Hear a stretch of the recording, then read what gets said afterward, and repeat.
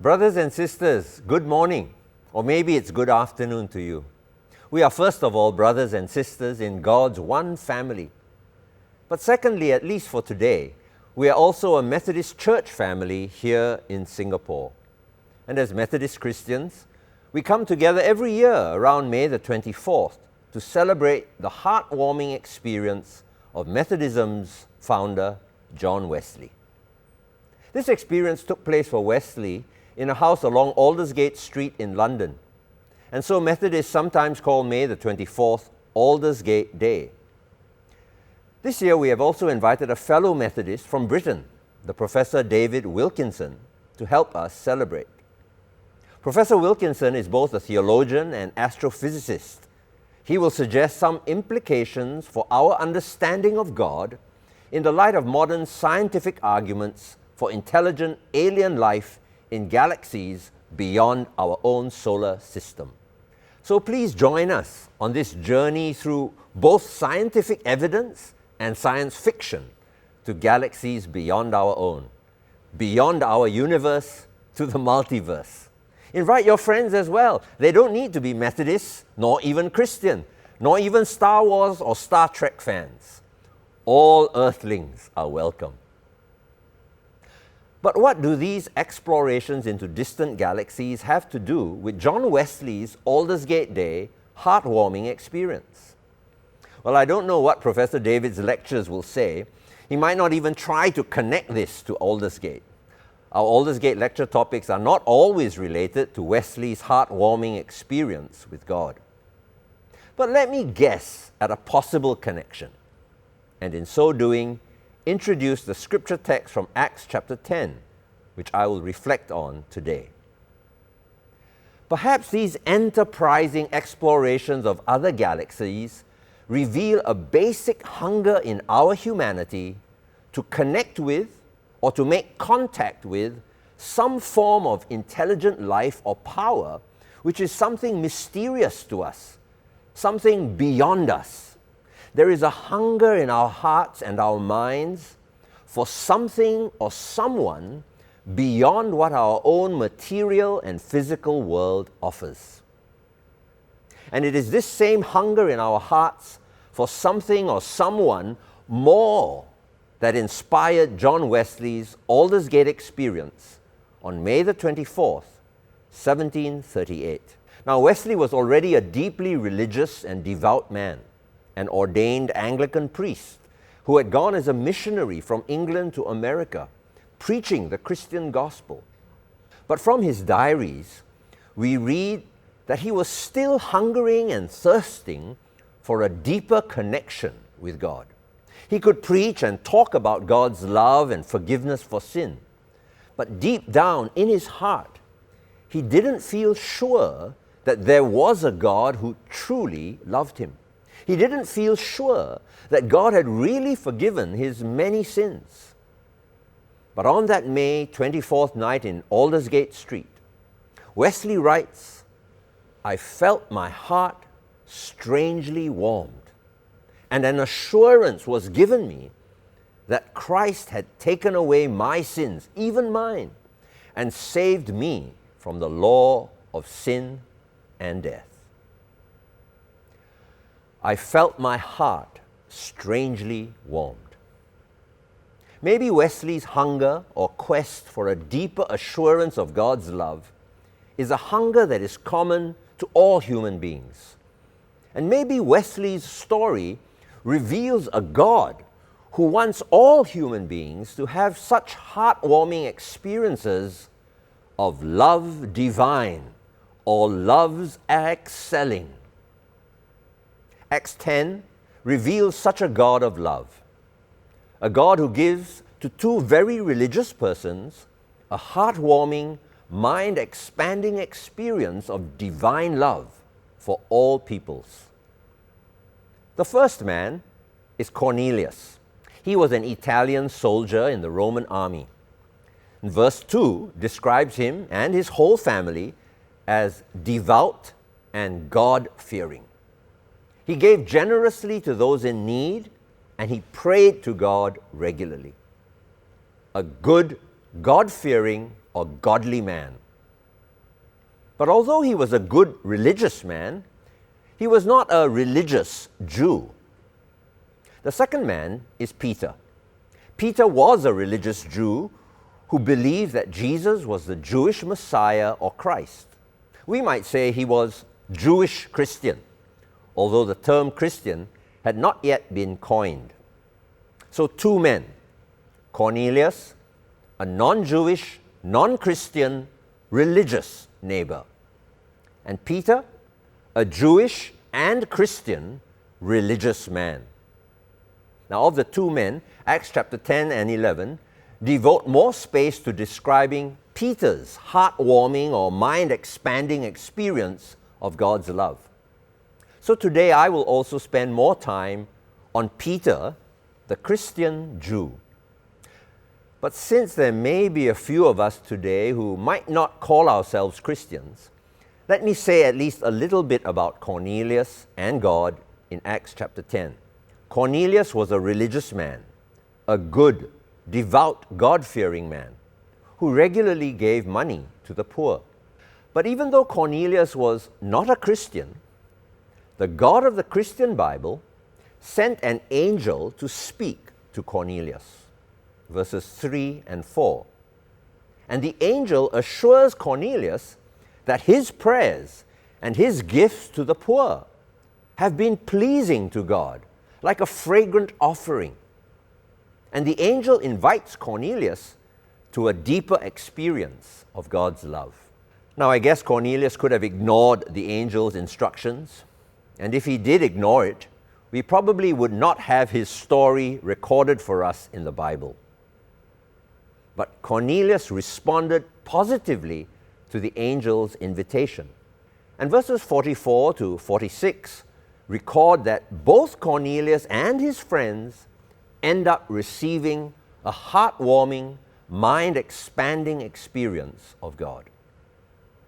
And so, if any of us here today identify a little bit with Cornelius, good, God-fearing, respectful persons who give regularly to the poor but would not yet call ourselves Christians, maybe today's Bible story is God's invitation to us.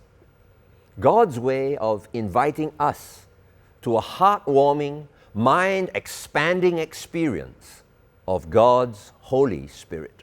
May we, like Cornelius and John Wesley, come to feel our hearts strangely warmed by the love of God revealed through Jesus the Christ.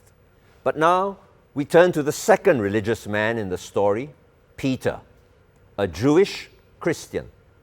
Peter believed that Jesus was the Christ or the Messiah of God. But for Peter, the Messiah or the Christ was fundamental to Jewish religion. And so he assumed that to believe in Christ would mean conversion to Jewish religion. And in Peter's day, conversion to Jewish religion involved the ritual of circumcision for men and the adoption of kosher food laws for women. But God amazes Peter with a heartwarming, mind-expanding experience. And Peter comes to understand that conversion to Jewish religion was not necessary to becoming a Christian believer in Jesus, the Messiah of Jewish religion. The Christian God accepted good religious people like Cornelius, even if they never embraced the fundamental Jewish practices of circumcision and kosher food laws. Here is how Peter described his expanded appreciation of God's love. Verses 34 to 35. I now realize how true it is that God does not show favoritism, but accepts from every nation the one who fears him and does what is right. God accepts from every nation.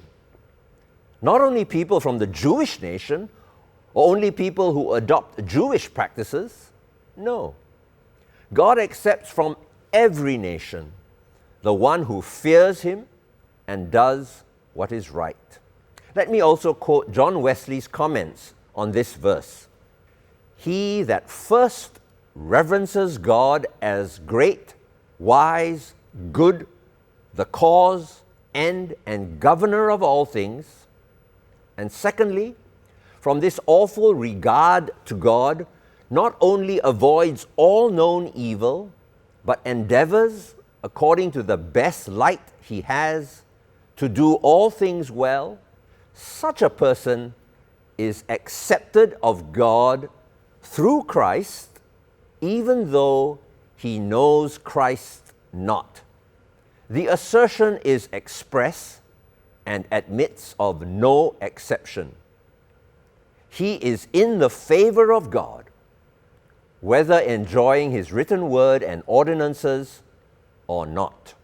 Such a person, like the religious, God-fearing, not yet Christian Cornelius, quote, is accepted of God through Christ, though he knows Christ not, unquote. Can this be true? Not every God-fearing, Bible-reading Methodist Christian would agree with John Wesley. But for what it is worth, this Methodist Christian does. The assertion in this Bible verse is express and admits of no exception. He is in the favor of God, whether enjoying his written word and ordinances or not. The Christian God described in Acts chapter 10, verse 35, accepts, quote, from every nation the one who fears him and does what is right, unquote. And so Peter, the Jewish Christian, gained a deeper appreciation of the love of God. God does not show favoritism to Jewish religion. God accepts and loves from every nation those who fear him and do what is right. Now, in those days, one's religion was almost always closely tied up with the nation or the community in which one lived. And this is probably still true for people in many nations today. And so the phrase, from every nation, is another way of saying from every language, race, or religion. God wanted to help Peter, a religious Christian, grow in his appreciation of the wideness of God's accepting love. Persons like Cornelius, good, God-fearing, or religious neighbors. Such persons are accepted and loved by the God of the Christian Bible, regardless of language, race, or religion. Bessie, like Peter, was also a church Christian. She was a Christian who thought that God accepted only those who came to church and followed church religious traditions. Bessie's mother was a good religious person, but she was not a church Christian. And Bessie was praying for her mum to become a church Christian. One day, Bessie invited some of her church friends to meet her mum at her house. Her church friends noticed an altar area with an idol and food offerings. They asked Bessie about this, and Bessie explained that her mother was very devout in observing her religious traditions. Her friends began to speak to Bessie's mum in what they thought was a very polite manner. "Auntie, there is no need to have such an altar or to waste any of your money on maintaining such offerings and practices. You can have joy and peace simply by praying to Jesus. There is no need to have a food altar or to pray to anybody else." Bessie's mum listened quietly and smiled. But after Bessie's friends had left, she told Bessie that she would prefer if her friends did not come back to visit again. She felt they were rather rude to offer her advice when they were only invited guests to her home. At church the following Sunday, Bessie's friends told Bessie that she should tell her mother to remove the altar. Since Bessie was now the only breadwinner at home, her mum should be willing to respect Bessie's wishes to remove the altar and to pray only to the Christian God. Bessie was unsure whether to take the advice of her friends or not.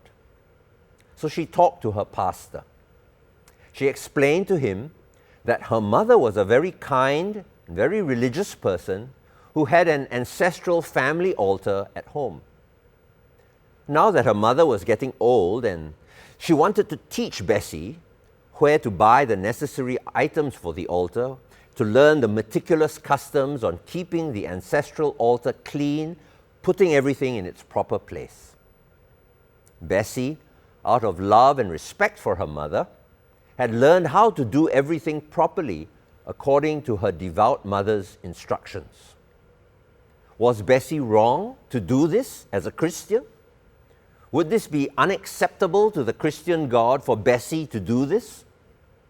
Were Bessie's friends correct to say she should tell her mum that it was time to remove the altar and stop her religious practices? Bessie's pastor listened carefully and then read 2 verses from the Bible to her. The first was from Matthew chapter 7, verse 12. There Jesus tells us, "In everything, do to others what you would have them do to you." Bessie remembered how, when she first told her mum that she had decided to become a Christian and to attend church every Sunday, Bessie's religious and kind mother did not try to stop her or to say that this was a bad Western religion. No, instead, she told Bessie that if this religion helped you find peace and taught you to do good to others, then Bessie was free to do as she pleased. Bessie was so happy and relieved that her mother treated her in this very kind and respectful way. Then her pastor shared a second verse with Bessie.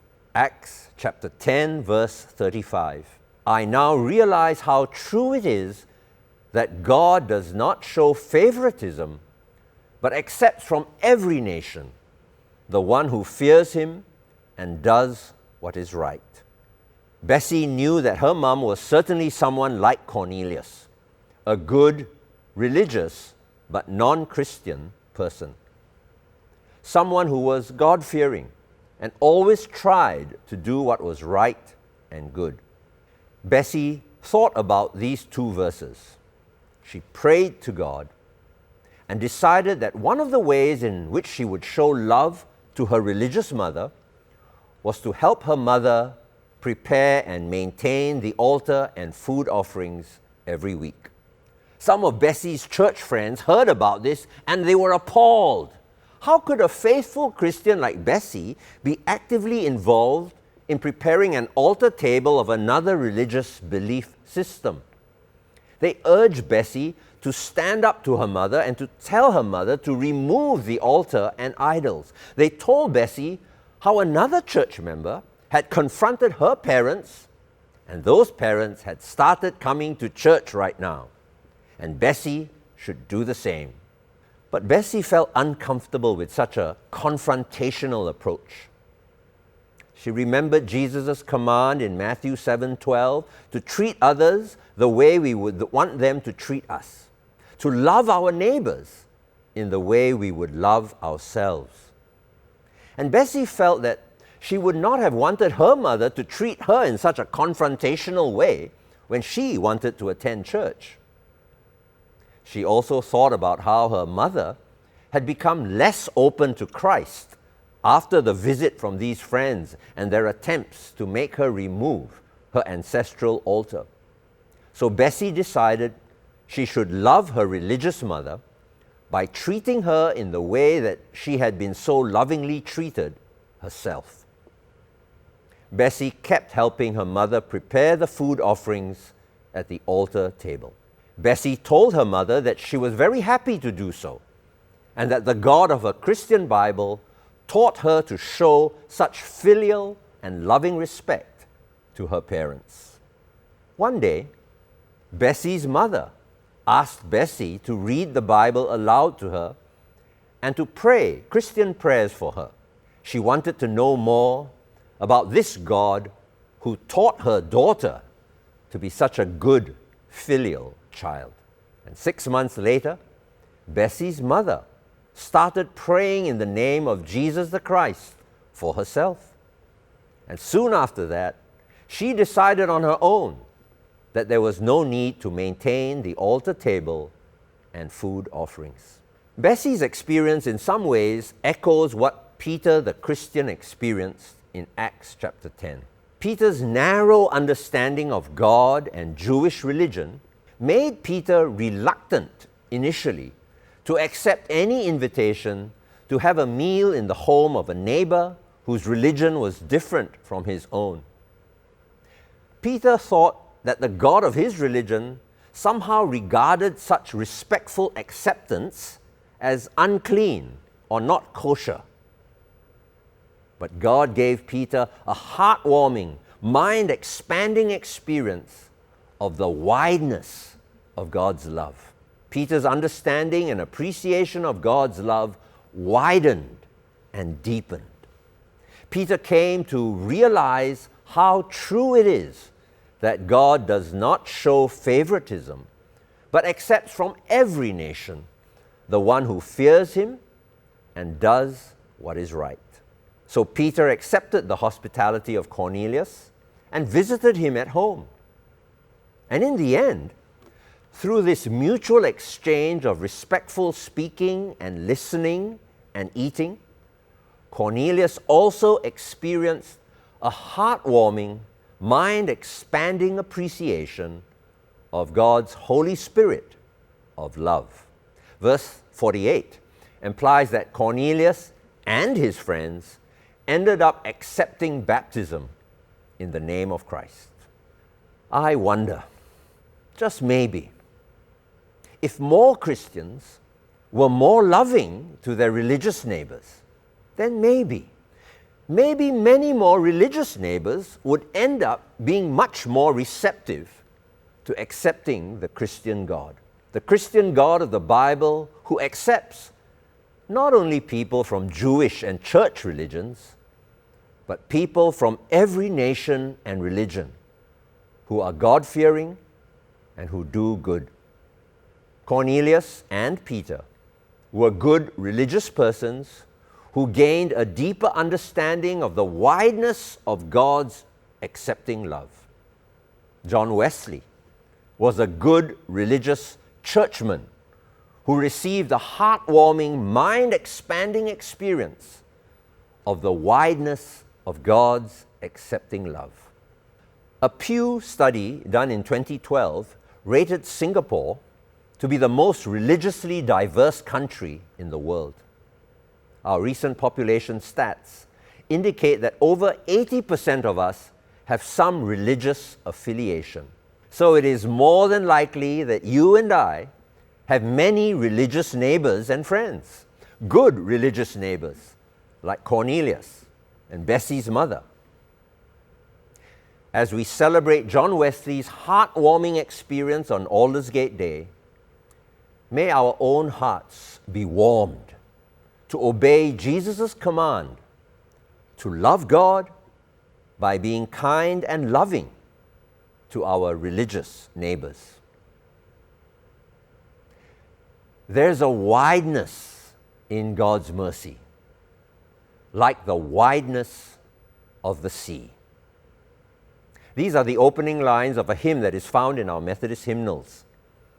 It was written by the same person who composed the better-known hymn, Faith of Our Fathers Living Still. Frederick Faber was not a Methodist, but his hymn reflects the same understanding of love divine, all loves are excelling, which Charles and John Wesley experienced. A wideness of mercy and love that accepts from every nation the one who fears him and does what is right. Let me end by inviting all of us to sing together. There's a wideness in God's mercy, like the wideness of the sea. There's a kindness in God's justice, which is more than liberty. but we make God's love too narrow by false limits of our own, and we magnify its strictness with a zeal God will not own. For the love of God is broader than the measures of the mind, and the heart of the Eternal is most wonderfully kind. If our love were but more simple, we should rest upon God's word, and our lives would be illumined by the presence of our Lord. May all our hearts and the hearts of our religious neighbors be wonderfully warmed by the wideness of God's love. Amen.